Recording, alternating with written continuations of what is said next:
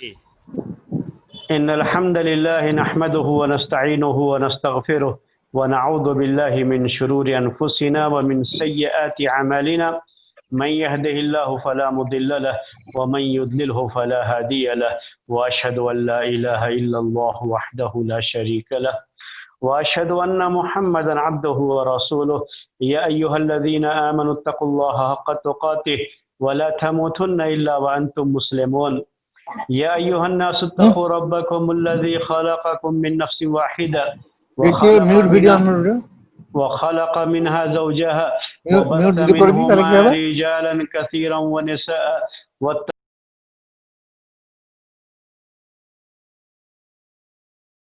الله الذي تساءلون به والأرحام إن الله كان عليكم رقيبا يا أيها الذين آمنوا اتقوا الله وقولوا قولا سديدا يصلح لكم أعمالكم ويغفر لكم ذنوبكم ومن يطع الله ورسوله فقد فاز فوزا عظيما أما بعد فإن خير الحديث كتاب الله وخير الهدي هدي محمد صلى الله عليه وسلم وشر الأمور محدثاتها وكل محدثة بدعة وكل بدعة ضلالة وكل ضلالة في النار. محترم بھائیو، آج آپ کے سامنے ہم ایک نئے قاعدے کے ساتھ جو فقہی قواعد ہیں اور جن کی روشنی میں ہم دین کے بہت سارے مسائل سمجھتے ہیں اور بہت سارے مسائل سمجھ سکتے ہیں، وہی قواعد آپ کے سامنے پیش کیے جا رہے ہیں، وہی اصول پیش کیے جا رہے ہیں۔ آج ایک نئے قاعدے کے ساتھ ہم آپ کی خدمت میں حاضر ہوئے ہیں۔ آج کا جو قاعدہ ہے اس کی عربی عبارت ہے جو ہے ما جاز لعذر بطل بزوالہ، ما جاز لعذر بطل بزوالہ، یہ عربی کا یہ عبارت، عربی کی یہ عبارت میں اس سے پہلے آپ کے پاس بھیج چکا ہوں۔ یہ جو ہے جو جتنے بھی یہ قاعدے اب تک میں نے پڑھائے ہیں اور جو ابھی آگے جو ہے ایک ہفتے تک جو چلے گا وہ میں آپ کے پاس بھیج چکا ہوں آلریڈی۔ آپ صرف یہی قاعدہ، یہی عربی عبارت یہ بھیج دیا ہے میں نے، تو آپ اسی کو دیکھ لیا کیجئے، اس میں یہ لکھا رہے گا، یعنی عربی میں بھی لکھا ہوا ہے یہ ما جاز لعذر بطل بزوالہ، اور رومن جو ہے انگلش میں بھی لکھا ہوا ہے اس کے نیچے آپ دیکھیں گے تو دونوں طرح سے وہ لکھا ہوا ہے۔ آپ اسے دیکھ کر کے اس قاعدے کو آپ کو یاد کرنا ہوتا ہے۔ بقیہ جو اس کی میں شرح کرتا ہوں، اس کی وضاحت کرتا ہوں، اس کو ایکسپلین جو میں کرتا ہوں، جو اردو میں باتیں میں پیش کرتا ہوں، تو یہ باتیں لکھی ہوئی نہیں رہتی ہیں۔ اسے آپ کو کرنا یہ ہے کہ آپ جو ہے بات کو غور سے سنیں۔ اگر کہیں آپ کو کوئی پریشانی ہو رہی ہے، کوئی لگتا ہے کہ آپ کو کوئی چیز اہم ہے جسے نوٹ کر لینا چاہیے، تو آپ خود سے اسے نوٹ کر لے سکتے ہیں، ورنہ عربی کا جو یہ قاعدہ ہے اسے آپ کے پاس لکھا ہوا قاعدہ ہے، اس کو سمجھنے کے لیے جو باتیں میں آپ کے سامنے پیش کر رہا ہوں، آپ اسے جو باقاعدہ ریکارڈ کیا جا رہا ہے اس کو، تو اس کا ریکارڈ آپ سن سکتے ہیں بعد میں بھی، تاکہ جو بات آپ نے سنی ہے، کچھ باتیں آپ کو یاد ہو گئی ہوں گی، کچھ باتیں ہو سکتا ہے کہ پورے طریقے سے یاد نہ رہیں، تو آپ بعد میں بھی اسے سن سکتے ہیں۔ تو اسے بار بار سن کر کے، قاعدہ ہے عربی میں، آپ نے وہ قاعدہ لیا، اس قاعدے کی جو بھی میں نے شرح کی آپ کے سامنے، اس کی وضاحت کی، اس کو ایکسپلین کیا، تو اسے آپ سنیے، سن کر کے آپ اسے ذہن میں لائیے کہ میں نے کیا کیا باتیں اس قاعدے کے بارے میں کہی ہیں، تو اس سے آپ کو وہ چیز سن کر کے یاد ہو جائے گی۔ بقیہ قاعدہ آپ کے سامنے لکھا ہوا، چونکہ یہ عربی میں ہے تو یہ آپ کے لیے، اگر آپ سنیں تو پتہ نہیں صحیح طریقے سے آپ کے ذہن میں وہ بات آ پائے یا نہ آ پائے، اس لیے میں نے عربی کے یہ قاعدے لکھ کر کے بھیج دیے ہیں آپ کے پاس، تو آپ وہ قاعدے صرف رکھیے، اسی کو آپ کو یاد کرنا ہے، اور اس کا مطلب کیا ہے وہ جو اردو میں آپ مجھ سے سن رہے ہیں وہی مطلب آپ کو ذہن میں رکھنا ہے، اس کی جو وضاحت ہے وہ آپ کو ذہن میں رکھنا ہے، جسے آپ اگر ایک مرتبہ سن کر کے نہیں پوری بات ذہن میں آئی تو دوبارہ بھی سن سکتے ہیں، آپ اسے ریپیٹ کر سکتے ہیں، کیونکہ اسے ریکارڈ بھی کرنے کا انتظام موجود ہے، ریکارڈ کر کے یوٹیوب وغیرہ پر بھی ڈال دیں گے ہمارے بھائی، تو اس سے جو ہے آپ یا ان کے پاس سے آپ ریکارڈ لے سکتے ہیں اس کا، تو آپ سن سکتے ہیں بار بار۔ کوئی پریشانی انشاءاللہ آپ کو نہیں ہوگی۔ تو آج کا جو قاعدہ ہے میں پھر سے عربی میں پڑھتا ہوں، اس کو آپ دیکھ لیجئے گا، اس پیپر میں جو میں نے بھیجا تھا اس میں یہ قاعدہ آپ کو لکھا ہوا مل جائے گا۔ ما جاز لعذر بطل بزوالہ، ما جاز لعذر بطل بزوالہ، یہ عربی میں ہے یہ قاعدہ۔ جتنے بھی یہ قاعدے ہیں، یہ اصول ہیں نا، سب عربی میں ہی ذکر کیے گئے ہیں، کیونکہ جو ہے فیلڈ کے ماہر لوگ تھے، انہوں نے یہ ساری باتیں عربی میں ہی ذکر کی ہیں، تو اور عربی میں مختصر الفاظ میں اس کو پیش کیا جاتا ہے، اور اس کا جو ہے اس کے اندر جو میننگ ہوتی ہے نا وہ بہت زیادہ ہوتی ہے، اسی لیے اس کو جو ہم ایکسپلین کرتے ہیں تو پورا 1 گھنٹہ ہو جاتا ہے، حالانکہ وہ چھوٹا سا ایک ٹکڑا ہوتا ہے عربی کا۔ اس کو چھوٹا سا کیوں بنایا گیا ہے؟ تاکہ یاد کرنے میں آسانی ہو، تو اسی کو یاد کر لیا جاتا ہے۔ ما جاز لعذر بطل بزوالہ، یہ ایسے ہی یاد کرنا ہے۔ اس کا معنی کیا ہے وہ ذہن میں رکھ کر کے آپ کو یاد کرنا ہوتا ہے کہ ما جاز لعذر، جو چیز کسی عذر سے جائز ہوئی، جو حکم کسی عذر کی بنیاد پر وہ حکم ہمارے لیے جائز قرار دیا گیا، بطل بزوالہ، وہ حکم جیسے ہی یہ عذر ختم ہو جائے گا وہ حکم بھی باطل ہو جائے گا، ختم ہو جائے گا۔ یعنی جو رخصت ہمیں کسی عذر کی وجہ سے دی گئی ہے شریعت کی طرف سے، جو چیز ہمیں ہمارے کسی عذر کی وجہ سے ہمیں رخصت دی گئی ہے شریعت کی طرف سے، یا کوئی چیز جائز قرار دی گئی ہے ہمارے لیے، جیسے ہی وہ عذر ختم ہو جائے گا ویسے ہی وہ رخصت بھی ختم ہو جائے گی، اور اس چیز کو جو ہمیں حلال قرار دیا گیا ہے ہمارے لیے، اس کا حلال ہونا بھی ختم ہو جائے گا، وہ حلال ہونا بھی اس کا باقی نہیں رہ جائے گا۔ تو یہ ہے اصل جو ہے قاعدہ۔ تو عربی میں پھر پڑھتا ہوں آپ کو، اردو میں نے اس کا معنی بیان کیا، مزید میں اس کی ابھی وضاحت کروں گا، بہت ساری مثالیں آپ کے سامنے پیش کر کے۔ قاعدہ کیا ہے؟ ما جاز لعذر بطل بزوالہ،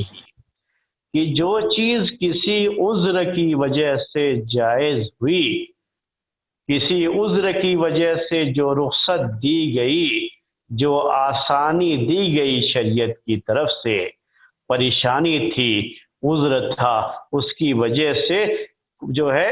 شریعت کی طرف سے ہمیں رخصت دی گئی، تو جیسے ہی وہ عذر ختم ہو جائے گا ہماری رخصت بھی ختم ہو جائے گی، وہ جواز بھی ہم سے جو ہے ختم ہو جائے گا، اور جو شریعت کا اصل حکم ہے وہی حکم ہمارے لیے لوٹ آئے گا۔ یہ اس قاعدے کا معنی ہے، کوئی بھی اس کو سمجھ سکتا ہے، پوری لاجک ہے یہ، آپ خود بھی سمجھ سکتے ہیں کہ جب کسی عذر کی وجہ سے ہمارے لیے کوئی رخصت دی گئی ہم کو، تو جیسے ہی وہ عذر ختم ہو جائے گا ویسے ہی وہ رخصت بھی ختم ہو جائے گی۔ میں آپ کو جنرلی ایک مثال دیتا ہوں اس کے، یعنی کتنا لاجک ہے اس میں وہ سمجھنے کے لیے۔ جنرلی آپ کو میں ایک جو ہے اگزامپل دیتا ہوں اس کا، کہ آپ کہیں اگر کمپنی میں کام کرتے ہیں یا کسی ادارے میں کام کرتے ہیں، کسی بھی جگہ پر کسی فیکٹری میں کام کرتے ہیں، اور آپ بیمار ہیں یا کسی وجہ سے گھر میں کوئی کام تھا، تو آپ نے رخصت لے لی 1 دن کی۔ آپ جہاں پہ کام کرتے ہیں وہاں سے آپ نے کیا لیا؟ لیو لے لیا، رخصت جسے ہم اردو میں کہتے ہیں، لیو لے لیا آپ نے، انگلش میں اسے لیو کہتے ہیں۔ لیو لے لیا آپ نے کہ جو ہے میں آج 1 دن کام پر نہیں جاؤں گا، تو جو آپ کو رخصت دے دی گئی کہ ٹھیک ہے آپ بیمار ہیں، تو جب تک آپ بیمار ہیں تب تک کے لیے آپ کو رخصت دے دی ہے کمپنی نے، جو ہے فیکٹری نے، تب تک کے لیے آپ کو رخصت دے دی ہے۔ تو جیسے ہی آپ بیماری سے اچھے ہو جائیں گے، بیماری یہ عذر ہے، اسی عذر کی بنیاد پر، عذر جسے آپ انگلش میں آج کل ایکسکیوز کہتے ہیں، ایکسکیوز، تو میں یہ الفاظ اس لیے بیان کر رہا ہوں کہ سمجھنے میں آپ کو آسانی ہو، ویسے اردو میں ہم لوگ عذر ہی کہہ لیتے ہیں۔ تو آپ کو کوئی ایکسکیوز تھا، کوئی عذر تھا، اس عذر کی بنیاد پر، اسی کے بیس پر آپ کو کمپنی سے یا فیکٹری سے رخصت دے دی گئی، آپ کو لیو دی گئی ہے کہ ٹھیک ہے جب تک آپ بیمار ہیں تب تک کے لیے آپ کو لیو ہے، چھٹی ہے۔ تو جیسے ہی آپ کی بیماری ختم ہو جائے گی، یہ آپ کا جو عذر ہے بیماری، جیسے ہی یہ عذر ختم ہو جائے گا اور آپ کی ہیلتھ واپس آ جائے گی، ویسے ہی آپ کی ڈیوٹی پھر سے شروع ہو جائے گی اور آپ کا جانا ضروری ہو جائے گا۔ تو جو ڈیوٹی آپ کی ہے کمپنی یا فیکٹری کی طرف سے، وہ ڈیوٹی آپ پر پھر سے واجب ہو جائے گی، پھر سے آپ پر لاگو ہو جائے گی جیسے ہی آپ کی یہ بیماری ختم ہو جائے گی۔ تو آپ میری بات یہ سمجھ گئے ہوں گے میرے خیال میں، کہ یہ لاجک ہے، کوئی بھی اس بات کو سمجھ سکتا ہے۔ تو ایسے ہی شریعت کے ہمارے جو مسائل ہیں، ہمارے دین کے مسائل ہیں، تو دین کے ان مسائل میں بھی ایسا ہوتا ہے کہ بعض جو ہمارے اوپر واجبات ہیں، ڈیوٹیز ہیں، جو اللہ تعالیٰ کی طرف سے ہم پر لاگو کی گئی ہیں، عذر کی بنیاد پر، ایکسکیوز ہونے کی وجہ سے کبھی ہمیں رخصت مل جاتی ہے۔ تو جیسے ہی یہ ایکسکیوز ختم ہو جائے گا، یہ عذر ختم ہو جائے گا اور رخصت بھی ختم ہو جائے گی، اور جو اللہ تعالیٰ کی طرف سے اصل عبادت ہم پر فرض ہے، وہ عبادت کرنا پھر سے ہمارے لیے ضروری ہو جائے گا۔ یہی اس قاعدے کا مطلب ہے، جو بالکل لاجک ہے۔ یعنی ایسا ہے کہ جو ہے آپ کبھی بھی دنیا کے بھی جو مسائل ہیں، ان مسائل میں بھی آپ اس کو فٹ کر سکتے ہیں۔ جیسے میں نے آپ کو کمپنی اور فیکٹری کی ابھی جو ہے مثال دی، تو ما جاز لعذر، پھر سے عربی کی عبارت پڑھتا ہوں آپ کے سامنے، کیا کہا؟ ما جاز لعذر بطل بزوالہ، کہ جو چیز کسی عذر کی وجہ سے، کسی ایکسکیوز کی وجہ سے ہمارے لیے جائز قرار دی گئی، ہمارے لیے جائز ہوئی، مسلمانوں کے لیے جائز قرار دی گئی، اسلامی شریعت میں جائز قرار دی گئی، تو جیسے ہی وہ عذر ختم ہو جائے گا، وہ رخصت بھی ختم ہو جائے گی، اور جو ڈیوٹی ہے، جو واجب ہے، جو فرض ہے، وہ پھر سے واجب اور فرض لوٹ کر کے آ جائے گا، یا جو چیز حرام تھی لیکن ایکسکیوز ہونے کی وجہ سے ہمارے لیے وہ چیز حلال کی گئی، جائز قرار دی گئی ہمارے لیے وہ چیز ایکسکیوز کی وجہ سے، تو عذر کی وجہ سے جیسے ہی یہ عذر ہم سے ختم ہوا، ویسے ہی وہ چیز پھر سے ہمارے لیے حرام ہو جائے گی۔ تو میں اب اس کی مثالیں آپ کے سامنے پیش کرتا ہوں۔ تو سب سے پہلے تو ہم جو یہ ایک قاعدہ ابھی پیش کیا ہم نے کہ ما جاز لعذر بطل بزوالہ، جو ہم نے یہ قاعدہ آپ کے سامنے پیش کیا ہے کہ جو چیز عذر کی بنیاد پر جائز قرار دی گئی، جیسے ہی عذر ختم ہوگا وہ چیز بھی پھر سے اپنی جگہ پہ لوٹ آئے گی، یعنی جو رخصت تھی وہ رخصت ختم ہو جائے گی۔ اگر پہلے سے وہ چیز حرام تھی تو حرام رہے گی، اور اگر وہ چیز پہلے واجب اور فرض تھی تو پھر وہ چیز ہم پر واجب اور فرض ہو جائے گی۔ تو یہ قاعدہ ہے۔ ہم مثالیں بہت ساری آپ کو پیش کریں گے، دین کی مثالیں، جس سے مزید یہ قاعدہ آپ کو سمجھنے میں آسانی ہوگی۔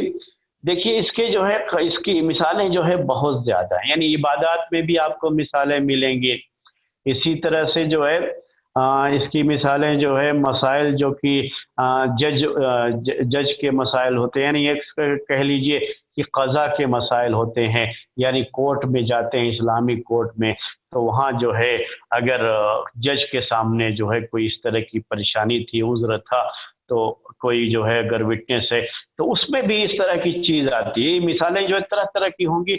ڈیفرنٹ ٹائپ کی مثالیں ہم آپ کے سامنے انشاءاللہ پیش کریں گے۔ مقصد یہ ہے کہ چیز آپ کو سمجھ میں اچھی طرح سے آ جائے۔ دیکھیے ہم جو ہے عبادات سے اس کی شروعات کرتے ہیں۔ آپ تیمم جانتے ہیں، تیمم، اگر کوئی آدمی اس کے پاس پانی نہیں ہے، اصل کیا ہے شریعت کے اندر کہ ہمیں وضو کرنا ہے، ہمیں غسل کرنا ہے، طہارت حاصل کرنا ہے نماز کے لیے، یہی اصل ہے،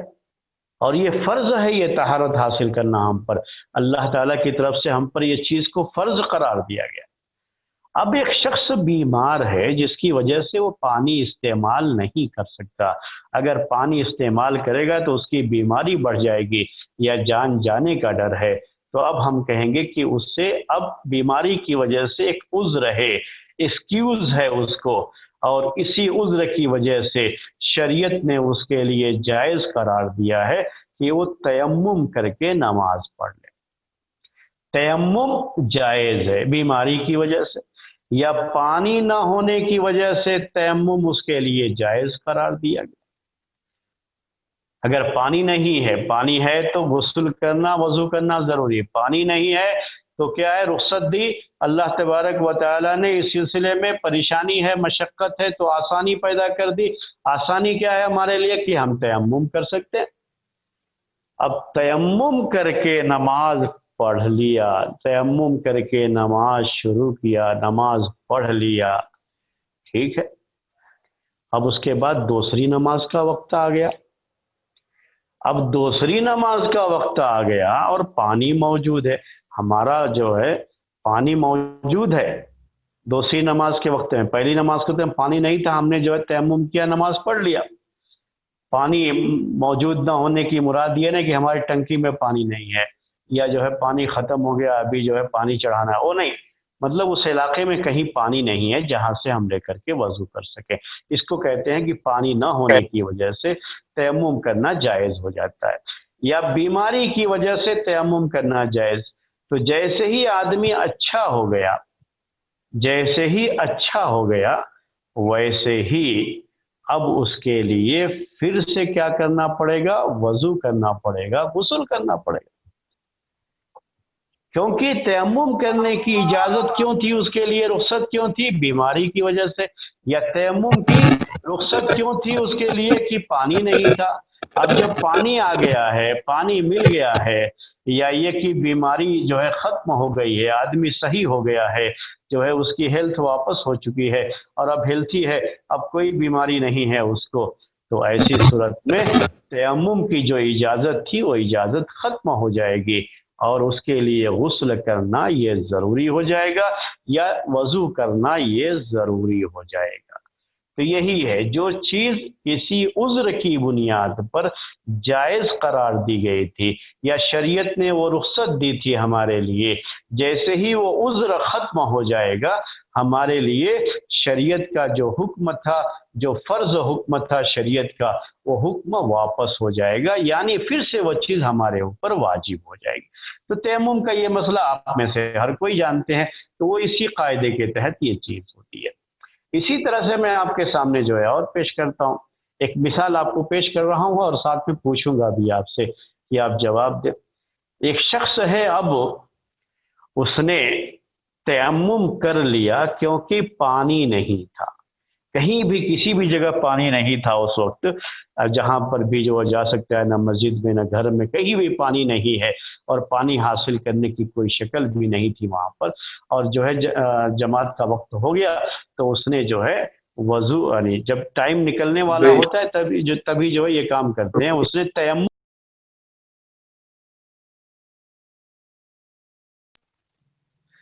اس نے کیا کیا ہے، تیمم کر کے نماز، پانی جو ہے نہ ہونے کی وجہ سے تیمم کر کے نماز شروع کر لیا اس نے۔ اب نماز شروع کر لیا ہے یا سب لوگوں نے شروع کر لیا ہے اور اسی دوران پانی آ گیا، ابھی نماز ہی میں ہے تو معلوم ہوا کہ پانی آ گیا، کہ پانی آ گیا تو کسی نے کہہ دیا بھائی پانی آ گیا، تیمم کر کے نماز شروع کیا تھا، تو کیا وہ نماز لوگ چھوڑ کر کے اب وضو کریں گے پھر نماز پڑھیں گے، یا یہ کہ اس نماز کو مکمل کریں گے؟ جی میرا یہ سوال ہے آپ سے، کوئی جو ہے اپنا ان میوٹ کر کے آپ جواب دے سکتے ہیں۔ وہ نماز مکمل کرے گا، السلام علیکم، وہ نماز مکمل کرے گا، دوسری نماز میں اس کو پانی استعمال کرنا پڑے گا۔ اچھا، اس نماز کا جہاں تک معاملہ ہے تو یہ نماز کرے گا، مکمل کر لے گا، کمپلیٹ کر لے گا۔ اب دوسری نماز کا اگر یہی پانی نماز شروع کرنے سے پہلے آ گیا ہوتا تب تو وضو کر کے ہی نماز پڑھنا پڑتا، لیکن چونکہ نماز شروع کر چکا تھا تو اب جو نماز شروع کر چکا ہے تو نماز کو مکمل کر لے گا اسی تیمم پر، اور जब दूसरी नमाज पढ़नी रहेगी इसके बाद, तब जो है वो उसके लिए गुस्ल करना या वज़ू करना अगर ज़रूरी है तो वज़ू करना उसके लिए ज़रूरी होगा। यानी अगर वो गुस्ल के लिए तयम्मुम किया तो गुस्ल करना ज़रूरी होगा, वज़ू के लिए तयम्मुम किया था तो वज़ू करना ज़रूरी हो जाएगा। लेकिन इसमें जो है बाज़ ने इसके जो हमारे फ़िक़ही जो मज़ाहिब हैं, यानी जो मशहूर जो है फ़िक़ही मज़ाहिब, फ़िक़ह हनफ़ी, फ़िक़ह शाफ़ी, फ़िक़ह मालिकी और फ़िक़ह हम्बली कहते हैं जिसे, तो ये चीज़ जो है अहनाफ की यहाँ ये चीज़ नहीं है। अहनाफ की यहाँ क्या है कि अगर नमाज की हालत में भी अगर पानी मिल जाता है, उसको पता लग जाता है कि पानी आ गया, पानी जो है अभी मौजूद है और अब जो है वो आसानी से वज़ू कर सकता है, तो उसे नमाज तोड़कर वज़ू करना होगा और नए सिरे से नमाज पढ़नी पड़ेगी। अहनाफ के यहाँ ये मसला है इसमें। लेकिन जैसा आपने कहा तो दूसरे फ़ुक़हा के यहाँ यही मसला है, और ये मसला होने की वजह क्या है कि जैसे अब ये कायदा था जो अभी हमने आपके सामने पेश किया, इसको भी आप जहन में रखिए। उसके लिए एक दूसरा कायदा भी है। वो कायदा ये है कि अरबी में ये कहते हैं उस कायदे में कि युग़तफ़रु फ़िल बक़ाई मा ला युग़तफ़र फ़िल इब्तिदाई। युग़तफ़र फ़िल बक़ाई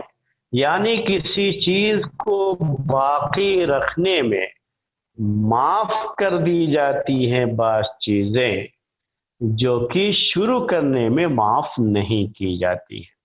तो बाज़ चीज़ें क्या होती है, जब आदमी शुरू कर चुका है, चलो ऑलरेडी ये चीज़ हो रही है, तो इसमें क्या होता है कि थोड़ी चीज़ों को शरीयत में जो है नज़रअंदाज किया जाता है, कुछ चीज़ों को माफ़ कर दिया जाता है। तो ये भी उसी कबील से है कि चूंकि नमाज शुरू कर चुका है, इसीलिए अब उसी हालत पे बाकी रहने के लिए इतनी गुंजाइश रखी गई है उसके लिए कि वो नमाज को मुकम्मल कर ले। लेकिन अगर यही शुरू करने का मामला होता, अभी नमाज शुरू नहीं किया है, तो शुरू करने में बात चीज़ें जो है नहीं माफ़ की जाती, जो कि अगर शुरू कर लिया है तो उसमें थोड़ी सी जो है रियायत दे दी जाती है, माफ़ कर दिया जाता है। ये भी शरीयत का एक जो है कायदा है। ये चीज़ भी एक जो है रखी गई है शरीयत के अंदर। अब उसके बाद ये एक मिसाल थी जो हमने इबादत की मिसाल थी जो हमने आपके सामने पेश की। इबादत ही की मिसाल में से ये मसला भी है कि और भी जो है जो मसाइल पेश किए जाते हैं। एक आदमी है, वो मस्जिद में गया नमाज के लिए, तो उसको महसूस ये हुआ कि मुझे कुछ चक्कर सा आ रहा है, तो वो बैठ गया। चक्कर सा आ रहा है तो क्या हुआ, बैठ। कभी ऐसा हो जाता है आदमी को, अचानक कि कुछ चक्कर सा महसूस हुआ, खड़ा रहा तो गिर सकता है, तो बैठ गया। नमाज पढ़ रहा था, नमाज की हालत में ही बैठ गया। वो रकात भी उसने पढ़ लिया। अब दूसरी रकात में उसे महसूस हो रहा है कि अब वो चक्कर वाली जो कैफियत थी मेरी, वो खत्म हो गई। चक्कर जो मुझे आ रहा था वो क्या हो गया है, वो कैफियत खत्म हो गई है, मैं बिल्कुल जो है सही फिट महसूस कर रहा हूँ। तो अब उसे क्या करना है, खड़े हो जाना है।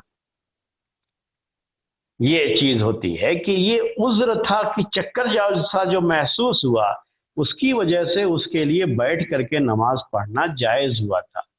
लेकिन जैसे ही ये उज्र खत्म हो गया, जैसे ही उज्र खत्म हो गया, वैसे ही अब क्या है, खड़ा होना, क़याम करना, ये नमाज का रुकन है जो है, तो अब क़याम करना उसके लिए ज़रूरी हो गया, वाजिब और फ़र्ज़ है ये। तो ये फ़र्ज़ उसके ऊपर चूंकि है, इसलिए उसे खड़े होकर के नमाज पढ़नी पड़ेगी। तो ये है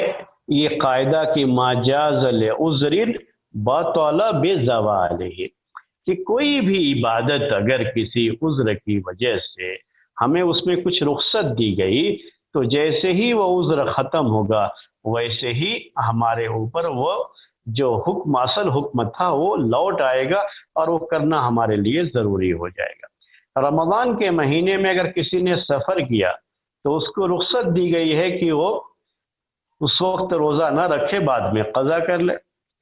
अब जो है जैसे ही वो मुसाफिर था, जैसे ही घर वापस आ गया, अब उसके ऊपर रोज़ा रखना ज़रूरी हो जाएगा, क्योंकि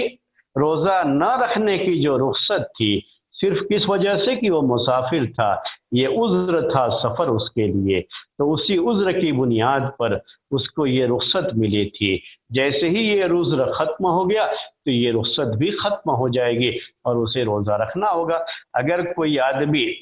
بہت بیمار تھا اور اس کی وجہ سے لگ یہ رہا تھا کہ ابھی اچھا نہیں ہوگا، تو ایسی بیماری جس میں انسان کو محسوس ایسا ہونے لگے کہ اب وہ اچھا نہیں ہوگا اور اسی طرح سے بیماری باقی رہے گی، تو ہمیشہ کی بیماری ہو گئی ہے اس کے ساتھ، تو ایسے آدمی کے لیے جائز ہے، رخصت ہے کہ وہ رمضان کے مہینے کا جو فرض روزہ ہے، فرض روزہ نہ رکھ کر کے وہ ایک مسکین کو ہر جو ہے روزے کے بدلے میں ایک مسکین کو کھانا کھلا دے۔ لیکن سمجھ رہے تھے ہم ایسے ہی کہ شاید اب یہ بیماری سے اچھا نہیں ہوگا،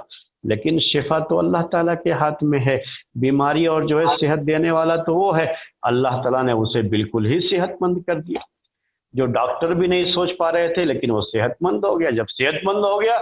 تو یہ جو روزہ نہ رکھنے کی رخصت تھی اور ایک مسکین کو اس کے بدلے میں کھانا کھلانا، فدیہ دینے کی جو رخصت تھی، وہ رخصت ختم ہو جائے گی، اب اس کے لیے روزہ رکھنا ضروری ہو جائے گا۔ تو یہ ہے میرے بھائیوں جو ہے، تو لوگوں کو جو ہے یہ چیزیں جو ہے معلوم رہنی چاہیے۔ اسی طرح سے ابھی آج کل جو ہے اور بھی مسائل ہوتے ہیں، جیسے میں اب آپ کو جو ہے کچھ مسائل جو معاملات سے تعلق رکھتے ہیں،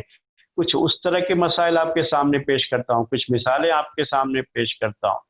جن کا تعلق معاملات سے ہے۔ جیسے اب ایک مسئلہ ہے کہ کسی شخص نے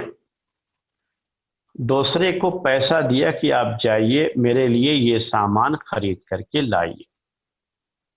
وہ نہیں جا سکتا تھا تو اس نے اس کو جو ہے کہا کہ جائیے میرے لیے یہ سامان خرید کر کے لے کر کے آئیے۔ جب وہ گیا وہاں تک شاید ابھی سامان خریدا نہیں، اب آج کل کیا ہے، موبائل کا دور ہے، سامان ابھی خریدا نہیں ہے، تو اس نے فون کر کے کہہ دیا نہیں ابھی وہ سامان آپ مت خریدیے۔ اب یہ چیز جو اس کے لیے سامان خریدنا اس کے لیے جائز ہو گیا تھا، جو اس کا موکل تھا، اس کو موکل کہتے ہیں عربی میں، اور جو خریدنے کے لیے گیا سامان اس کو وکیل کہا جاتا ہے۔ تو یہ جو وکیل ہے جو دوسرے کا سامان خریدنے جا رہا تھا، اس کے لیے یہ چیز جائز تھی کہ وہ خریدے سامان، کیونکہ اس کو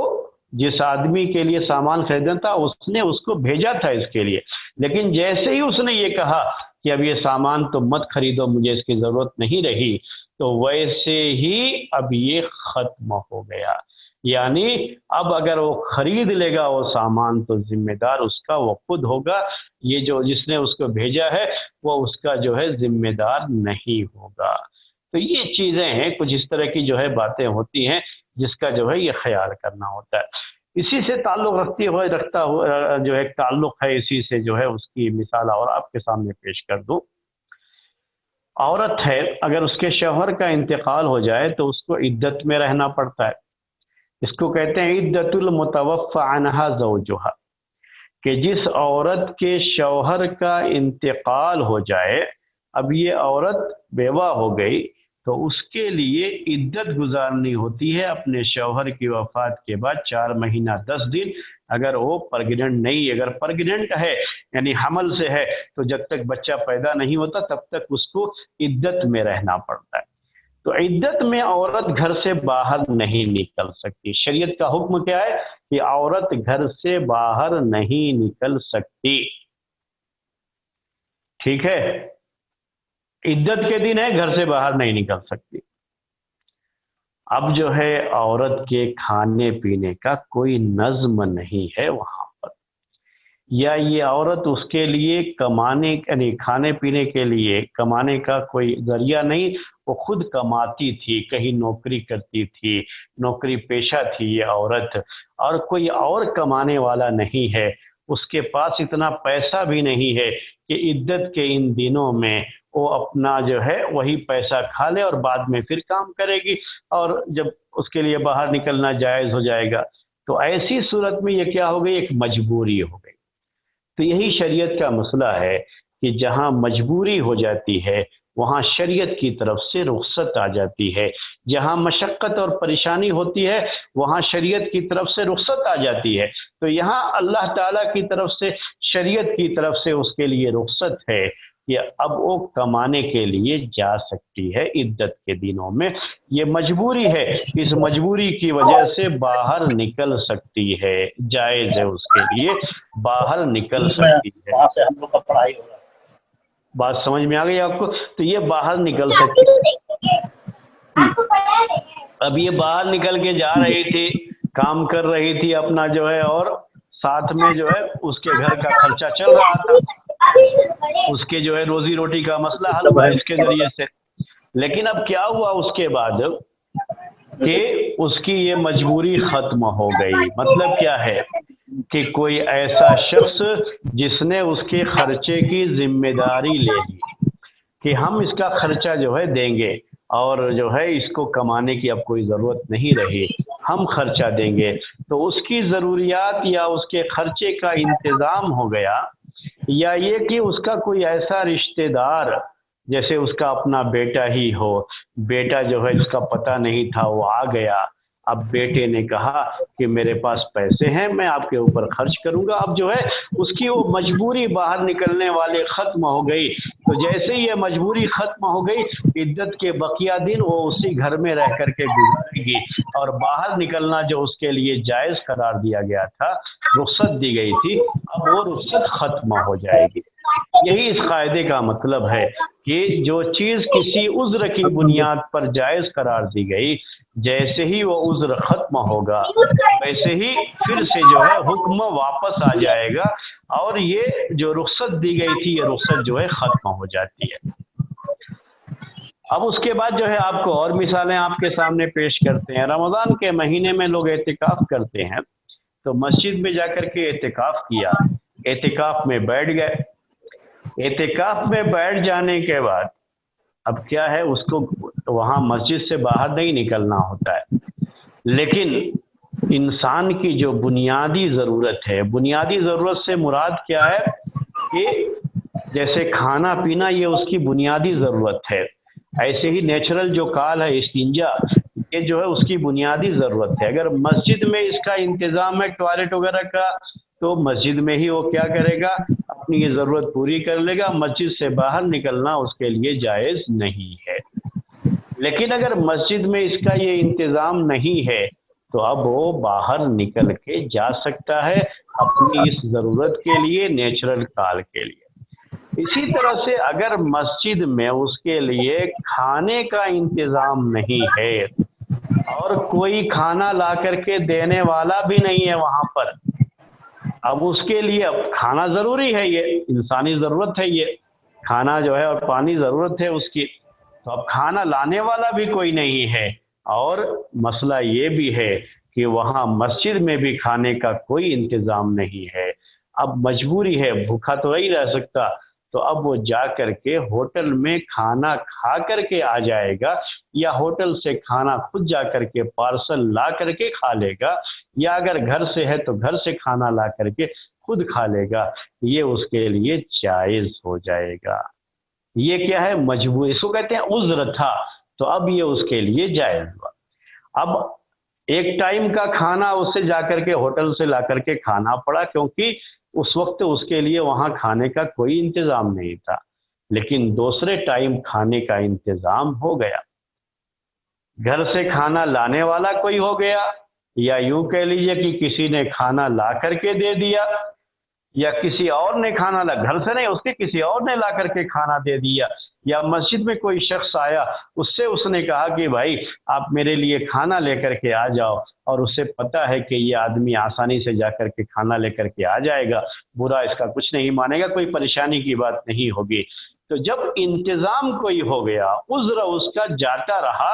تو اب اس کے لیے اس کام کے لیے مسجد سے باہر نکلنا جائز نہیں ہوگا، صحیح نہیں ہوگا، رخصت کیا ہو گئی اس کی؟ ختم ہو گئی۔ اسی طرح سے اور بھی جو ہے مسائل ہوتے ہیں، اگر کوئی شخص مسلمان ہوا، اسلام قبول کیا، ابھی اسے کچھ نہیں پتہ ہے، سورہ فاتحہ اسے یاد نہیں ہے ابھی تک، سورہ فاتحہ کے بغیر نماز نہیں ہوتی، سورہ فاتحہ پڑھنا ضروری ہے نماز میں، لیکن ابھی تو اس کو یاد نہیں ہے، اسے دیکھ کر کے پڑھنا بھی نہیں آتا ہے اور یاد بھی نہیں ہے اس کو، ابھی ابھی مسلمان ہوا ہے، تو وہ نماز پڑھے گا، ابھی اس کے لیے عذر ہے چونکہ ابھی اس نے سیکھا نہیں ہے اور اتنا وقت بھی نہیں کہ وہ سیکھ سکے،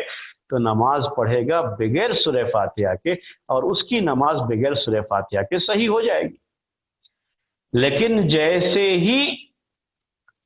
اسے اب یہ جو موقع ہے فوراً اس کو سیکھنا ہے، یاد بھی کرنا ہے سورہ فاتحہ، یاد جیسے ہی سورہ فاتحہ کر لیا اس نے، تو اب یہ عذر ختم ہو گیا، اب اگر بغیر سورہ فاتحہ کے وہ نماز پڑھے گا تو نماز نہیں ہوگی اس کی۔ تو یہی اس قاعدے کا مطلب، یہی اس قاعدہ جاننے کا فائدہ یہی ہوتا ہے۔ یعنی آپ یہ کہیں، اب سوال کریں گے آپ جو ہے کہ سوال اب کیا ہے ہمارا، کہ کسی نے کر دیا کہ بھائی وہ کہہ رہے ہیں آپ کی جو ہے ابھی ابھی مسلمان ہوا ہے، سورہ فاتحہ اسے یاد نہیں ہے تو اس کی نماز ہو جائے گی بغیر سورہ فاتحہ کے، آپ کہاں سے یہ بات کہہ رہے ہیں؟ تو یہ قواعد جو ہے نا یہی دلیل بنتے ہیں اس سب کے لیے۔ جو قواعد میں کیا بات ہے، المشقت و تجلب التیسیر، میں نے ایک جو بڑا قاعدہ تھا وہ آپ کے سامنے پیش کیا کہ پریشانی یہ آسانی کا سبب بنتی ہے۔ نماز پڑھنا اس کے اوپر فرض ہے، نماز کے پورے ارکان اگر بجا لانا ممکن نہیں ہوتا ہے تو جتنے کی طاقت ہوتی ہے اتنا کرنا ہوتا ہے۔ کھڑا ہونا یہ بھی، قیام کرنا یہ بھی رکن ہے جو ہے نماز کے اندر، لیکن طاقت نہیں ہے تو بیٹھ کے پڑھتا ہے۔ تو یہ جو ہے عذر کی وجہ سے، مشقت یا پریشانی کی وجہ سے جو ہے کوئی واجب اور فرض چیزیں یہ ساقط ہو جاتی ہیں انسان کے اوپر سے، اور جیسے ہی وہ عذر ختم ہو جائے گا پھر سے اس کے اوپر وہ چیز واجب ہو جائے گی، تو جتنا جو ہے ٹائم لگ رہا ہے اس کو یاد کرنے کا تب تک کے لیے اس کو رخصت ہے، اور جیسے ہی اس کو سورہ فاتحہ یاد ہو گئی، اب اگر بغیر سورہ فاتحہ کے وہ نماز پڑھے گا تو اس کی نماز نہیں مانی جائے گی۔ اسی طرح سے جو ہے میں آپ کو جو ہے اور بھی جو ہے کچھ مثالیں دیتا ہوں۔ ایک آدمی جو ہے اس کے پاس کوئی کپڑا نہیں ہے، گھر کے اندر ہی آپ سوچ سکتے ہیں اس کو، باہر تو نہیں رہے گا، کوئی کپڑا نہیں ہے اس کے پاس، بالکل ننگا ہے، گھر کے اندر ہے۔ نماز کے لیے ستر چھپانا ضروری ہوتا ہے، اس کے بغیر نماز پڑھے گا تو نماز نہیں ہوگی۔ اب یہ آدمی اس کے پاس کچھ نہیں ہے، عذر ہے، اس کے پاس کوئی کپڑا ہے ہی نہیں، اسی لیے گھر سے باہر نکلا بھی نہیں، گھر کے اندر ہی پڑا ہوا ہے۔ کبھی کبھی ایسے حالات ہو جاتے ہیں کہ انسان کے پاس جو ہے کوئی کپڑا ہی نہ ہو، گھر کے اندر ہے اور کوئی کپڑا نہیں ہے۔ اب کیا ہے، نماز اسی حالت میں پڑھ لے گا، اس کی نماز ہو جائے گی۔ لیکن جیسے ہی اس نے کہا کسی کو کپڑا لانے کے لیے، کپڑا لا کر کے اس کو دے دیا گیا، اب جو ہے نماز کا وقت آئے گا تو بغیر کپڑے کے نماز پڑھے گا تو جائز اس کے لیے نماز نہیں ہوگی، کیونکہ جس عذر کی بنیاد پر اس کے لیے یہ چیز صحیح ہوئی تھی اب وہ عذر ختم ہو گیا، تو اب یہ رخصت بھی اس کے لیے ختم ہو گئی ہے۔ میں ابھی آپ کو جو ہے کہہ رہا تھا جو ہے جو ججمنٹ وغیرہ کے مسائل ہوتے ہیں، اسلامی جو ہے کورٹ کے جو مسائل ہوتے ہیں، اس میں سے آپ کو ایک مثال دیتا ہوں کہ کبھی ایسا ہوتا ہے کہ وٹنس جو ہوتا ہے، قاضی جج کے پاس کوئی مسئلہ گیا، اس مسئلے کے لیے جو وٹنس ہے، جو خود اس کا گواہ ہے، وہ موجود نہیں ہے، گواہ ہے وہ موجود نہیں ہے، لیکن اس کے گواہ ہونے پر دوسرے دو آدمی گواہی دے رہے ہیں کہ ہاں واقعی وہ آدمی ایسا بیان کر رہا تھا کہ میں انہیں اس کو اپنی آنکھوں سے دیکھا ہے، ایسا کرتے ہوئے دیکھا ہے، لیکن جو اصل جو ہے دیکھا تھا، جو آدمی وٹنس تھا وہ نہیں ہے، کہیں اور ہے وہ، اور اس سے کوئی رابطہ بھی نہیں ہو پا رہا ہے۔ تو ایسے موقع پر اب جو ہے مسئلے کی سنوائی چل رہی تھی، تو یہ جائز ہے شریعت میں کہ یہ جو لوگ اس بات کے گواہ ہیں کہ وہ آدمی اس کے لیے وٹنس ہے اور اس نے ہمارے سامنے یہ بات پیش کی تھی، تو اس کو کہتے ہیں عربی میں کہ شہادت علی الشہادہ، یعنی وٹنس پر وٹنس، اس کے وٹنس ہونے کے دو آدمی الگ سے گواہی دے رہے ہیں کہ ہاں واقعی وہ اس کا وٹنس ہے، تو یہ جو گواہی قابل قبول ہوگی جج کے پاس اسلامی شریعت کے لحاظ سے۔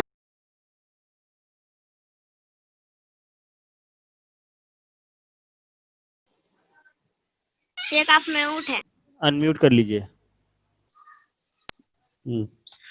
تو میں آپ سے کہہ رہا تھا کہ جب ایسا کوئی موقع آتا ہے کہ جو ہے جو اصل وٹنس ہوتا ہے وہ نہیں ہے، وہ موجود نہیں ہے، اور یہ مر گیا ہو تو اب تو کبھی نہیں آئے گا وہ، تو ایسے موقع پر تو یہی اسی سے کام چلانا ہوتا ہے۔ جو لوگ وہ اس بات کے گواہ ہوتے ہیں کہ ہاں واقعی یہ آدمی جو ہے گواہ تھا اس کا اور جو ہے وٹنس تھا اس کا، تو دو آدمی اگر اس کی گواہی دے دیتے ہیں تو وہ گواہی بھی ان کی لے لی جاتی ہے، مان لی جاتی ہے۔ لیکن یہ مرا نہیں ہے، یہ کہیں گیا تھا، اس کی خبر ہی نہیں ملی اس کے بعد، اور تو ایسے موقع پر یہ جائز۔ لیکن جب یہ گواہی دینے کے لیے گئے یہ لوگ کورٹ کے اندر، تبھی وہ آدمی آ گیا،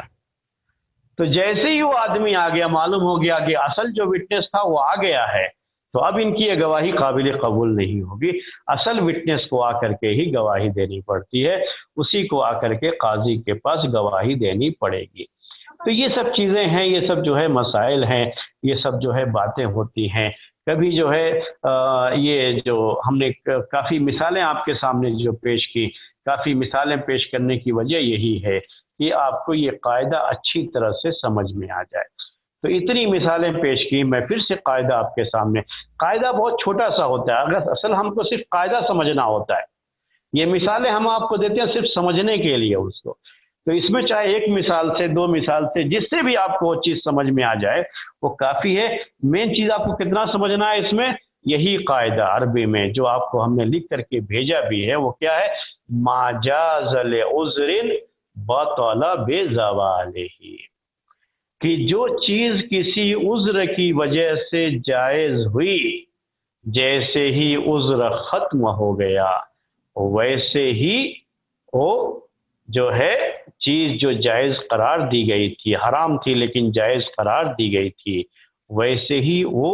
رخصت ختم ہو جائے گی، باطل ہو جائے گی۔ اب عذر جو ہے ختم ہونے کے بعد ہم چاہیں کہ پھر اسے استعمال کریں یا استعمال کرتے ہی رہ گئے، تو یہ صحیح نہیں ہے، یہ شریعت میں جائز نہیں ہے۔ ایک آدمی تھوڑا پاؤں میں تکلیف تھی، پیر میں تکلیف تھی، تو اس نے بیٹھ کے نماز پڑھا۔ اب جیسے ہی اس کی پیر کی تکلیف ختم ہو گئی، کھڑے ہونے کی طاقت ہے، پھر بھی اب سستی ہو گئی، تو بیٹھ کر کے ہی ابھی بھی نماز پڑھ رہا ہے، تو نہیں، یہ جائز نہیں، نماز نہیں ہوگی اس کی، کیونکہ جس عذر کی بنیاد پر اسے بیٹھ کر کے نماز پڑھنا جائز قرار دیا گیا، وہ عذر جیسے ہی ختم ہو گیا ویسے ہی اب اسے کھڑے ہو کر کے نماز پڑھنا چاہیے، اور کیونکہ یہ رخصت اب ختم ہو گئی۔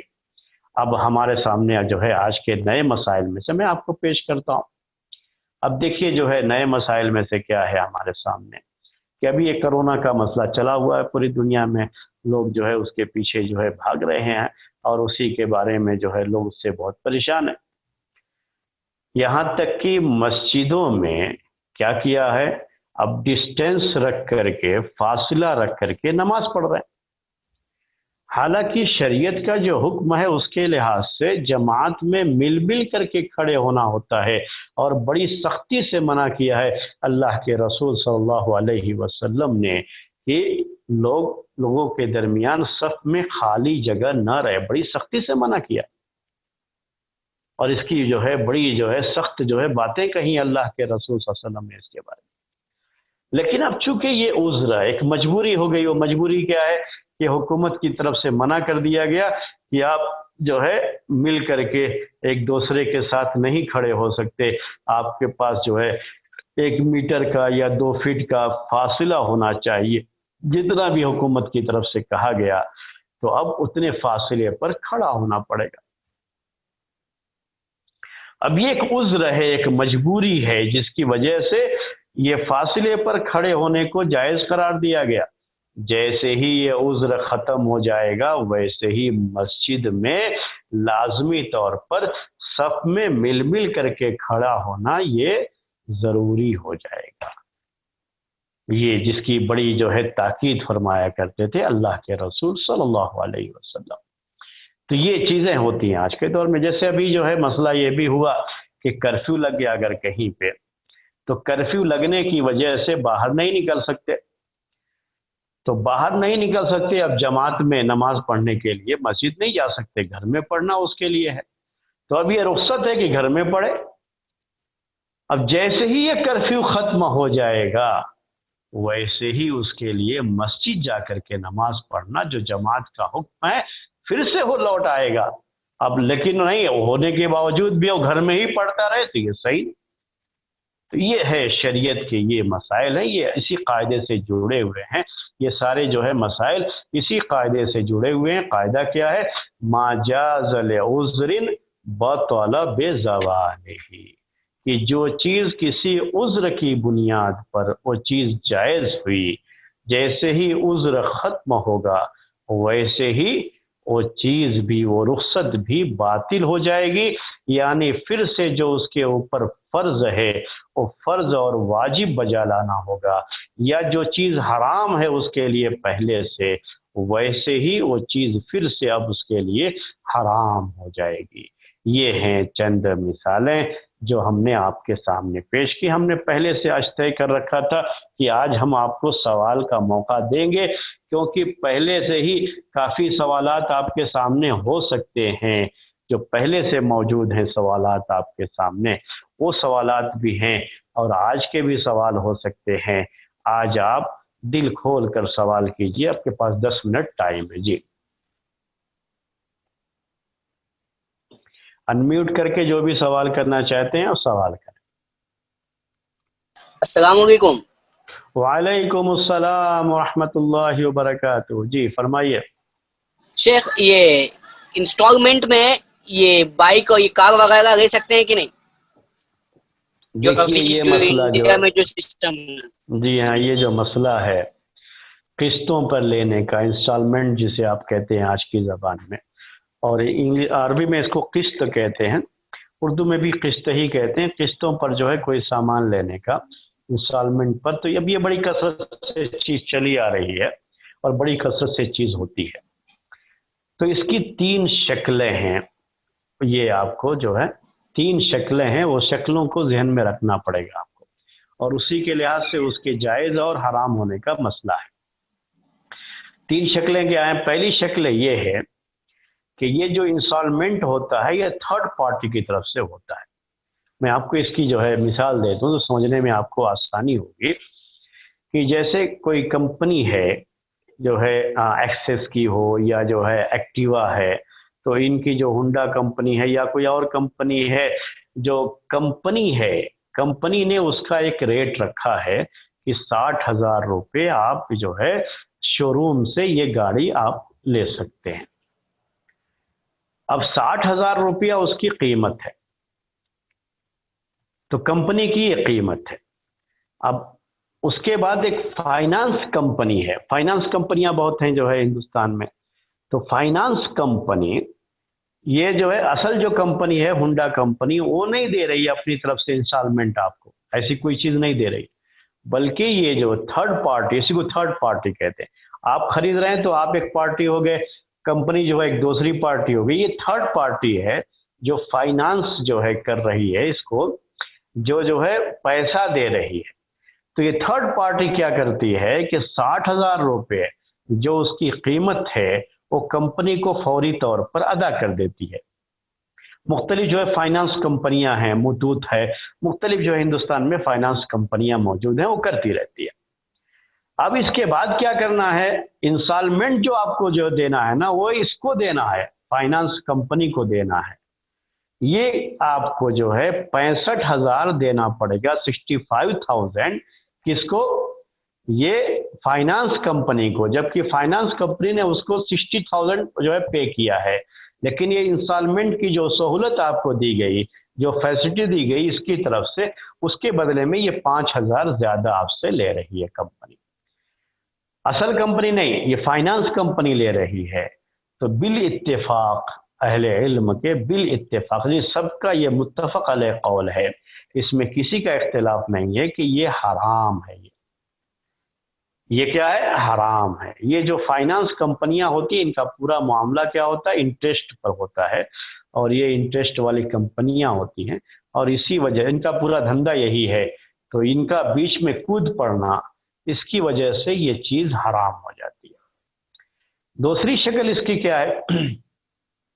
کہ کمپنی خود آپ کو یہ سہولت دے رہی ہے، کوئی تھرڈ پارٹی نہیں ہے. جیسے کوئی شو روم ہے، کسی جو ہے یعنی فریج ہے یا بڑے بڑے سامان وہاں پر بکتے ہیں، کمپنی شو روم ہے، کمپنی کے سامان ہوتے ہیں، وہ شو روم ہے، اور وہ جو ہے لوگوں کی سہولت کے لیے کیا کرتے ہیں، انسٹالمنٹ پر سامان دیتے ہیں تاکہ لوگ آسانی سے خرید. لوگوں کی صرف آسانی بس، اور کچھ نہیں ہے اس میں. یعنی اس کی قیمت اگر 20,000 ہے فریج کی، تو 20,000 ہی میں آپ کو دیتے ہیں، اس میں کوئی فرق نہیں کرتے قیمت میں بھی. لیکن دکان والا کیا کر رہا ہے، آپ کو انسٹالمنٹ کی سہولت دے رہا ہے کہ تاکہ آپ اس کی دکان سے زیادہ سامان خریدیں، آسانی سے خرید لیں گے آپ اس کی دکان سے، کہ آپ 5-5 ہزار مہینے بھرتے رہیے اور 20,000 کی یہ جو ہے فریج ابھی لے کر کے چلے جائیے، کوئی بات نہیں. تو یہ سب کے یہاں جائز ہے، کیونکہ یہ انسٹالمنٹ جو ہے یہ کیا ہے، صرف ایک سہولت ہے، ایک فیسلٹی ہے جو کہ خریدنے والے کو دی گئی، کسٹمر کو اپنی طرف مائل کرنے کے لیے، کسٹمر کو اپنی دکان کی طرف کھینچنے کے لیے. اس طرح کی دکان، اس طرح کی جو ہے سہولتیں اور فیسلٹیز تاجر لوگ، بزنس مین لوگ دیتے رہتے ہیں، اس میں کوئی حرج کی بات نہیں، جائز ہے، یہ سب کے یہاں یہ جائز ہے. تیسری شکل ہے وہ یہ ہے کہ دکان کا مالک وہ انسان، اس میں بھی تھرڈ پارٹی نہیں، بس 2 ہی پارٹی رہیں گے، خریدنے والا، بیچنے والا. لیکن بیچنے والا کیا کرتا ہے کہ یہی گاڑی جو 60,000 کی قیمت ہے اس کی، اگر آپ ابھی پورا پیسہ ادا کر دیں گے، یعنی فل پیمنٹ دے کر کے آپ اسے خریدنا چاہتے ہیں، تو آپ کو 60,000 میں وہ کار یہ جو ہے وہ بائک آپ کو دے دے گا، کمپنی وہ دے دے گی آپ. لیکن اگر آپ فل پیمنٹ ابھی نہیں کرنا چاہتے، بلکہ آپ جو ہے انسٹالمنٹ پر لینا چاہتے ہیں، تو وہ بھی ان کے پاس موجود ہے، لیکن آپ کو 70,000 بھرنا پڑے گا. یعنی انسٹالمنٹ پر جو ہے اس جو ہے بائک کی قیمت 70,000 ہے، اور اگر آپ فل پیمنٹ دے کر کے لیں گے تو 60,000 ہے. وہ دکاندار خود ہی یہ جو ہے کہہ دیتا ہے، خود اس کے یہاں یہ چیز ہے، یہ کوئی تھرڈ پارٹی نہیں ہے اس میں. یا فریج آپ لینے جاتے ہیں دکان سے، تو دکان کا مالک، یعنی آج کل بہت ایسا ہوتا ہے کہ جو ہے آپ فل پیمنٹ دے دیں گے تو آپ کو سستے میں دیں گے، 60,000 میں دیں گے یا 25,000 میں دیں گے. اگر آپ انسٹالمنٹ پر لیں گے تو 30,000 میں دیں گے آپ کو، کیونکہ ان کا اس میں جو ہے تھوڑا فائدہ ہوتا ہے اس طرح سے. تو یہ جو تیسری شکل ہے، اسی میں اختلاف ہے. اختلاف کیا ہے کہ جو ہے عام طریقے سے علماء حنابلہ، جو سعودی کے علماء ہیں، یہ لوگ جو ہے اس کو جائز قرار دیتے ہیں، لیکن شیخ البانی رحمۃ اللہ علیہ نے اس کو حرام قرار دیا ہے کہ یہ بھی سود کی ایک شکل ہے، ایک حدیث کی وجہ سے جس میں اس کی صراحت ہے کہ اللہ کے رسول صلی اللہ علیہ وسلم نے اس سے بھی منع فرمایا ہے. تو وہ حدیث صحیح ہے، اور شیخ البانی رحمۃ اللہ علیہ اسی حدیث کی بنیاد پر اس کو جائز نہیں سمجھتے ہیں اور اس کو بھی حرام قرار دیتے ہیں. لیکن عام طریقے سے آپ فتوے پڑھیں گے جو لوگوں کے، تو لوگوں کے فتوے جو ہے اس کے جائز ہونے کے ہیں، کیونکہ یہ لوگ اس کو جائز جو ہے، علماء حنابلہ کے فتوے عام طریقے سے آپ کو ملیں گے انٹرنیٹ وغیرہ پہ، اور وہ لوگ اس کو جائز قرار دیتے ہیں. تو یہ تھی 3 اس کا جو آپ نے سوال کیا نا، تو اس میں یہ ڈیٹیل تھی اور پیش کرنا پڑا مجھے، تو ٹائم کافی لگ گیا اسی میں. اور کوئی سوال ہو تو کر سکتے ہیں. جی ہاں، یا جی بولیے. اور کوئی صاحب کوئی سوال ہو تو آج کے درس کا یا اس سے پہلے جو درس ہو چکا ہے، جو آپ کا سوال تھا لیکن ٹائم ہو گیا تھا، اس لیے جو ہے اس میں جو سوال کرنے جواب دینے کی گنجائش نہیں تھی. میں نے کہا تھا نوٹ کر کے رکھ لیجئے. آج آپ سوال کیجئے، وہ جو بھی سوال ہے آپ کا، کوئی مسئلہ نہیں، میں بھاگوں گا نہیں سوال سے، آپ سوال کیجئے آرام سے. جی ہاں جی ہاں بولیے. کسی دن آپ نے حمل ساقط کرنے کے بارے میں کہا تھا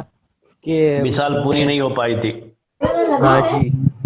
جی ہاں بولیے. جو ہے دیکھیے، حمل ساقط کرنے کا جو معاملہ ہے، جو یہ جو پریشانی کی بات جو اس میں ہوتی ہے نا،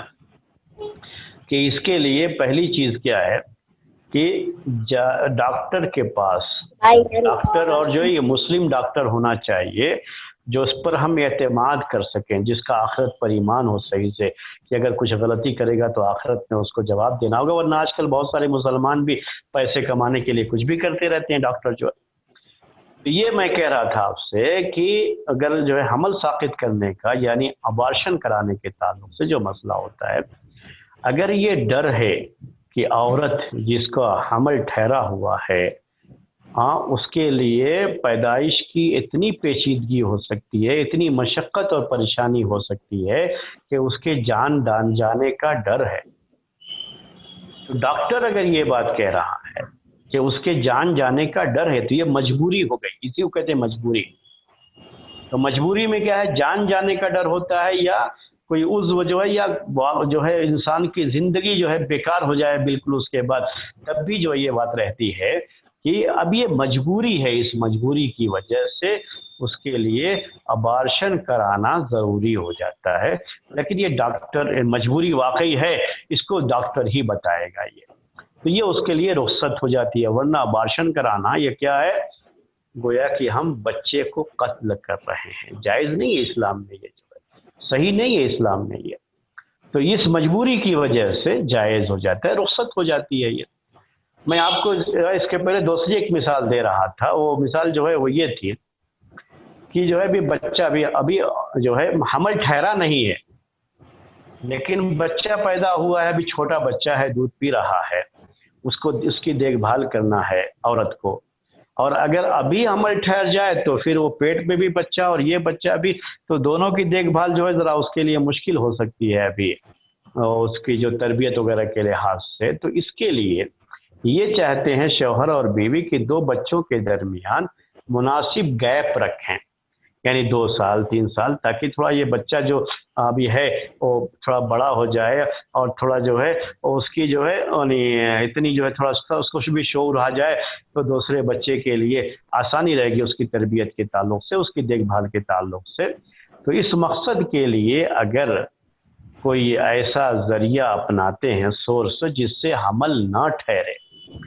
اور وہ جائز ہونا چاہیے، یہ بھی یاد رہے کہ وہ جائز سورس کیا ہونا چاہیے، جائز سورس ہونا چاہیے، تو یہ کیا ہے، جائز ہے، حمل نہ ٹھہرنے کے لیے اگر ایسا کرتے ہیں تو جائز ہے۔ اس کے پہلے جو قاعدہ ہم نے بیان کیا تھا آپ کو، تو اس قاعدے کے لحاظ سے اس کی مثال میں نے اس کے پہلے جو قاعدے بیان کیا نا، اس میں میں نے اس کو بھی ذکر کیا تھا، تو اس میں کوئی مسئلہ نہیں ہے، ایسے موقع پر وہ چیز جائز ہوتی ہے اس کے لیے۔ لیکن یہ کیا ہے، حمل نہ ٹھہرے اس کے لیے وہ کچھ جو ہے جو اس کے جو ہے سورسز ہوتے ہیں، لیکن وہ سورس جائز ہونا چاہیے، اس کے استعمال کر سکتے ہیں جس میں کوئی نقصان نہیں ہوتا، کوئی پریشانی نہیں ہوتی، اور آگے چل کر کوئی پریشانی نہیں ہوگی حمل وغیرہ کو لے کر کے، ڈاکٹر جو ہے بتاتا ہے یہ سیف ہے، اس میں کوئی مسئلہ نہیں ہے، تو ایسا کوئی ذریعہ اپنا سکتے ہیں۔ جی ہاں، اور کوئی سوال؟ السلام علیکم شیخ۔ وعلیکم السلام۔ ایک سوال تھا کہ آپ نے کہا تھا کہ اگر عورتی ڈاکٹر ہے، لیڈی ڈاکٹر ہیں، تو عورت کو چاہیے کہ انہی سے علاج کرائے، مرد ڈاکٹر کے پاس نہ جائیں، مگر جی ہاں۔ کبھی دیکھا گیا ایسا ہے کہ 2-3 لیڈی ڈاکٹر ہیں مگر وہ اتنا اسپیشلسٹ نہیں ہے، اور اگر ان کے سے علاج کراتی ہیں تو نقصان بھی ہو سکتا ہے، تو کیا وہ مرد جی ہاں، ڈاکٹر کے پاس سب سے پہلی بات وہی جو ہے اس کے لیے ہم نے وہ آپ کو یہ بھی بتایا تھا، یہ کنڈیشن بھی بتائی تھی کہ جس بیماری کا علاج کرانے جا رہی ہے عورت، وہ اس بیماری کا علاج وہ عورت اچھی طرح کر سکتی ہے، لیڈی ڈاکٹر کر سکتی ہے، اس کے پاس ہے وہی صلاحیت جو ہے، کر سکتی ہے، وہ کرتی بھی ہے، پھر بھی وہ مرد کے پاس جائے تو صحیح نہیں۔ لیکن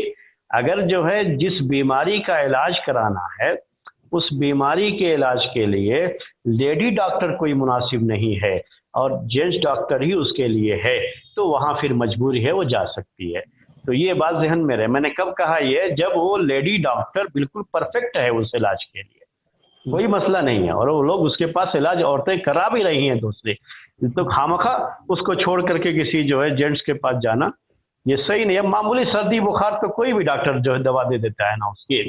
تو اب لیڈی ڈاکٹر ہے تو جو ہے عورت کو چاہیے کہ لیڈی ڈاکٹر کے پاس ہی جائے اس کا علاج کرنے کے لیے، اور خاص طریقے سے ایسی چیزیں جس کا تعلق جو ہے ان کی جو ہے اس سے प्राइवेट पार्ट से होता है औरतों के, ऐसे किसी चीज़ के इलाज के लिए तो उनको मर्दों के पास नहीं जाना चाहिए, औरतों के पास ही जाना चाहिए। अगर कोई भी लेडी डॉक्टर मौजूद है उसके पास ही जाना चाहिए। जी हाँ।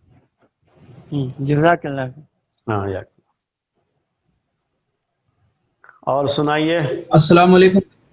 वालेकुम अस्सलाम वालेकुम रहमतुल्लाह वबरकातुहू। वालेकुम अस्सलाम वरहमतुल्लाहि वबरकातुहू। जी शेख निका से मुताल्लिक सवाल था किससे कि मुताल्लिक? जैसे कि एक निकाह निकाह निकाह से मुताल्लिक। जी हाँ ठीक है। हाँ एक बोलिए भाई बोलिए। है मेरे एक भाई है, इन्हीं एतबार से भाई है, हम्म। और उनकी बड़ी बहन काफी उम्र हो गया है, जी हाँ जी हाँ। और घर का मसला है कि घर उनके पास जो है काफी छोटा है, हाँ जिस वजह से वो निकाह नहीं कर। यानी बहन जो है बड़ी है। बहन बड़ी है उनसे और उनका निकाह नहीं हुआ, अच्छा, तो बहन वो अभी घर चाह में रहे हैं कि रहती है मेरे बहन। और घर छोटा जी है, जी जिसकी वजह से हाँ वो शादी नहीं कर रहा है, ये कहना चाह रहे हैं आप? जी जी, हाँ मतलब वो चाह रहे हैं कि पहले बहन का शादी हो जाए नहीं है और असल फिर वो में क्या, निकाह। मैं क्या है आपको बताऊं, जो है ये असल में निकाह और तलाक के जो मसाइल है ना, इसको भी हमें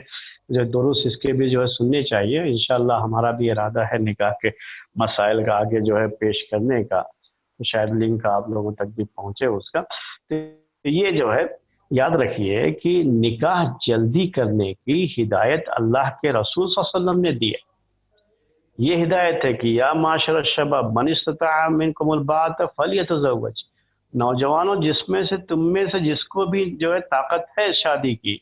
उसे जो है शादी कर लेना चाहिए, इसको खामखा टालना नहीं चाहिए, इससे बहुत बुराइयां पैदा होती है। अब ये हमारा हिंदुस्तानी समाज है, हमारा इस मुल्क का समाज है, ये जो इस्लामी नहीं है, गैर इस्लामी समाज है। ये गैर इस्लामी जो है रीत और रिवाज है ये, कि क्या समझते हैं घर के लोग कि जब तक लड़कियों की शादी नहीं हो जाती तब तक लड़के की शादी नहीं करें। तो ये गलत चीज़ है ना, गलत बात है ना ये। जिसका भी रिश्ता हो जाता है उसको शादी कर लेनी चाहिए। अभी जिसका रिश्ता नहीं हो पाया, मुकद्दर नहीं हुआ उसके लिए, तो ठीक है, उसके लिए हम जो है वो तो परेशानी है, मजबूरी है कि अभी रिश्ता ही नहीं हो रहा है। रिश्ता हो तो उसकी भी शादी हो गई होती। तो एक का अगर रिश्ता नहीं हुआ तो उसकी वजह से दूसरे को क्यों रोका जाए, क्यों परेशान किया जाए उसको? उसके हक में जो शरीयत का हुक्म है उसे क्यों ना बजा लाया जाए? तो हमारे ये जो है ना गलत ही रस्म व रिवाज है यहाँ का, और ये खालिस जो है यहाँ की तहजीब का हिस्सा है, यहाँ का रस्म व रिवाज है। इस्लाम का इससे कोई ताल्लुक नहीं है। इस्लाम में तो ये है कि बड़े भाई के होते हुए छोटा भाई शादी कर सकता है, बड़ी बहन के होते हुए छोटी बहन शादी कर सकती है अगर वो शादी की उम्र को पहुंच गए हैं, और जो है इसी तरह से बहन के होते हुए भाई भी शादी कर सकता है अगर बहन का रिश्ता अभी नहीं हुआ है और भाई की उम्र है और जो है वो शादी उसकी जो है करने की ताकत भी है, तो उसको शादी कर लेनी चाहिए। इसकी वजह से शादी टालना ये सही नहीं है। जी शेख, यहाँ पे हमारे हिंदुस्तानी समाज में जॉइंट फैमिली में रहकर जो बेपर्दगी होती है हाँ और उसमें से कुछ लोग अलग से किराए पे अलग से घर नहीं ले सकते, क्या ये जी हाँ जी। मजबूरी के ज़िम्न में दाखिल है? तो ऐसे मौके पर जब आप कहेंगे कि इस्तिताअत नहीं है, तो इस्तिताअत नहीं है तो फिर उसको रोज़ा रखना है, तो अब वो ये क्या हो गया, एक मजबूरी हो गई। तो अब क्या है उसको कि अभी शादी नहीं करेगा मजबूरी की वजह से। जब उसके पास इतनी इस्तिताअत हो जाएगी किराए पर घर लेकर के अपनी बीवी को रख सकता है वहाँ पर, तब वो शादी कर लेगा। जी हाँ, बात आपकी नहीं शेख, सही है ये। यानी जो जॉइंट फैमिली में जो बेपर्दगी का मसला आता है कि देवर भी घर में है और भी बाकी जी हाँ रिश्तेदार दूसरे भी घर में होते हैं तो जी, उसमें बेपर्दगी होती है। उसकी वजह से जब तक उसके पास इतनी ताकत न हो जाए कि वो किराए पर घर ले सके, तब तक वो जो है उस हदीस के ज़िम्न में नहीं आएगा। जी हाँ, तो उसके लिए डिले करना जायज़ होगा, कोई हरज नहीं है। जी हाँ, बस करें इसी पर आज का दर्स। जी शेख, इंशाल्लाह हो गया। हाँ फिर कल जरा दर्स को शॉर्ट करके सवाल जवाब को ज्यादा कर लेंगे इंशाल्लाह हम लोग। ठीक है, इंशाल्लाह जो है इसी पर आज का दर्स खत्म करते हैं। सुब्हानकल्लाहुम्मा व बिहम्दिका अशहदु अल्ला इलाहा इल्ला अंत अस्तगफिरुका व अतूबु इलैक।